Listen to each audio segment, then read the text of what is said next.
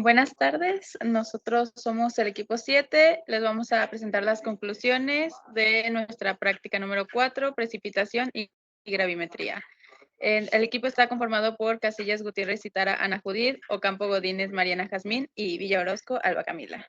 La leche contiene vitaminas, principalmente tiamina, riboflavina, ácido pantoteico y vitamina A, C y K, minerales como calcio, potasio, sodio, fósforo y metales en pequeñas cantidades, proteínas incluyendo todos los aminoácidos esenciales, carbohidratos como la lactosa y lípidos. Los únicos elementos importantes de los que carece la leche son el hierro y la vitamina C. En la leche hay 3 clases de proteínas: caseína, lactoalbuminas y lactoglucopinas. La caseína es una proteína conjugada de la leche de tipo fosfoproteína que se separa de la leche por acidificación y forma una masa blanca. Las fosfoproteínas son un grupo de proteínas que están químicamente unidas a una sustancia que contiene ácido fosfórico. En la caseína, la mayoría de los grupos fosfato están unidos por los grupos hidroxilo de los aminoácidos serina y treonina. La caseína en la leche se encuentra en forma de sal cálcica, caseinato cálcico. La caseína representa cerca del 77% al 82% de las proteínas presentes en la leche y el 2.7% en composición de la leche líquida. La caseína está formada por alfa, la cual tiene el significado de S1, alfa 2, S2, caseína y beta caseína y kappa caseína, formando una micela o una unidad soluble.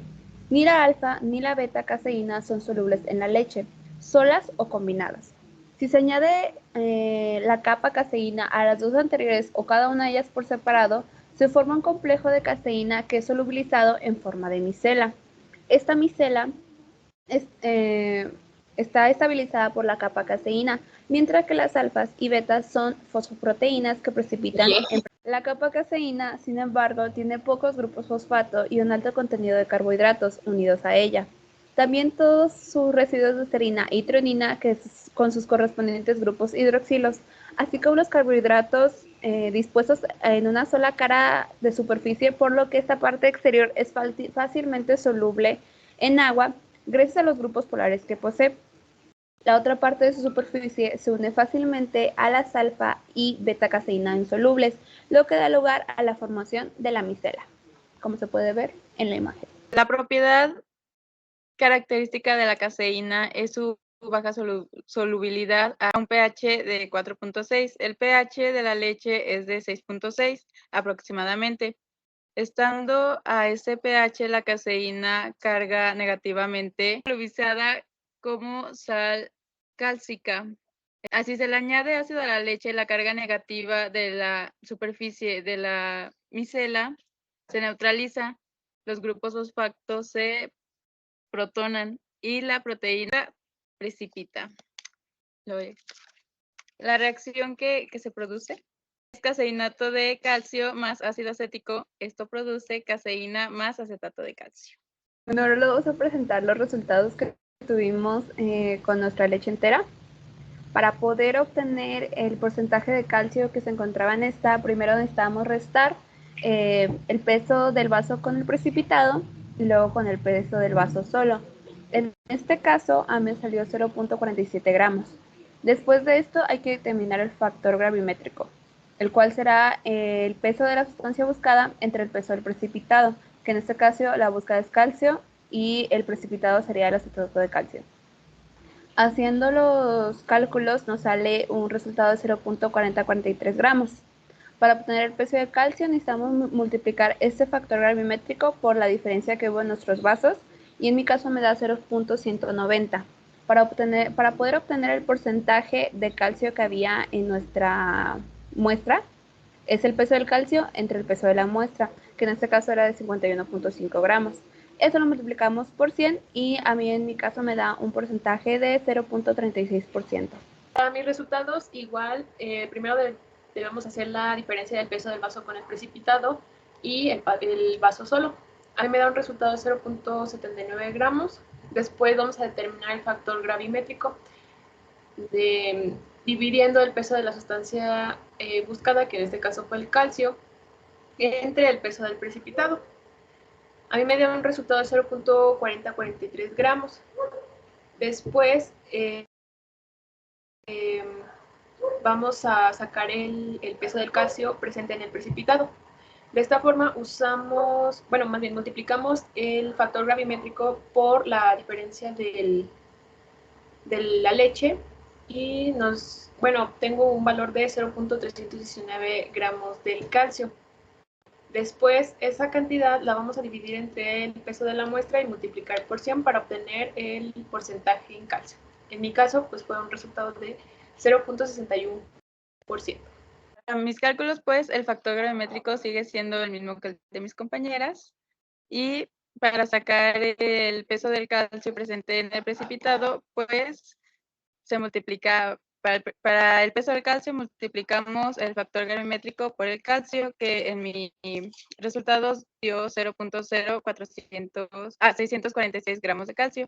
Y para sacar este porcentaje vamos a dividir el peso del calcio sobre el peso de la muestra, que en mi caso, y multiplicarlo por 100, que en mi caso dio 0.12%. Bueno, para los resultados que obtuvimos de la leche en polvo, se hace básicamente las mismas operaciones.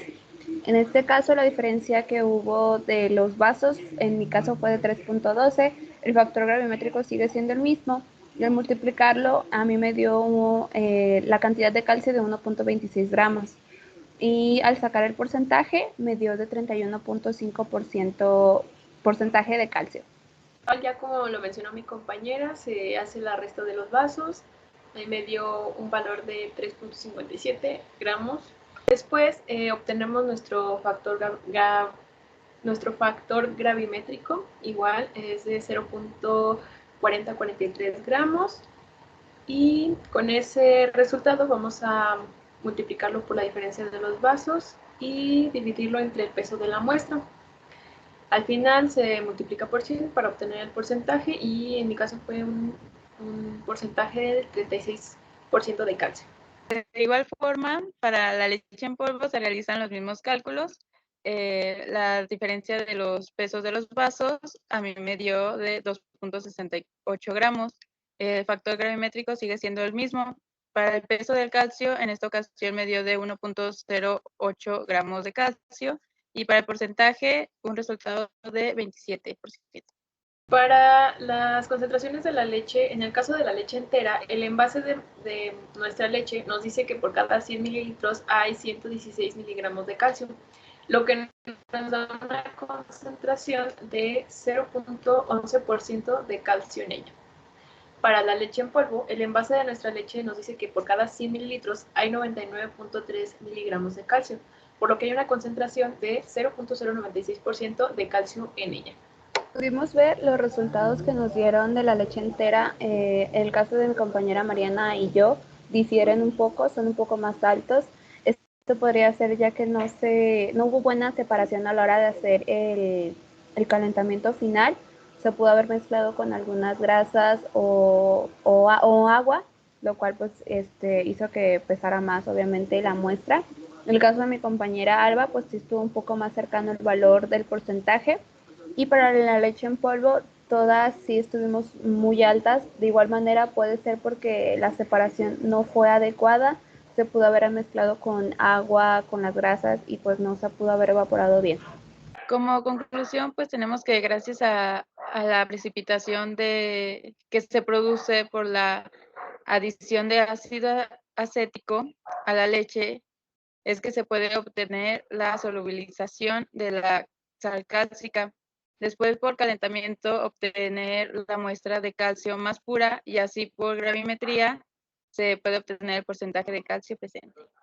Sería todo por nuestra parte y ahora sí, nos vemos en el próximo departamento.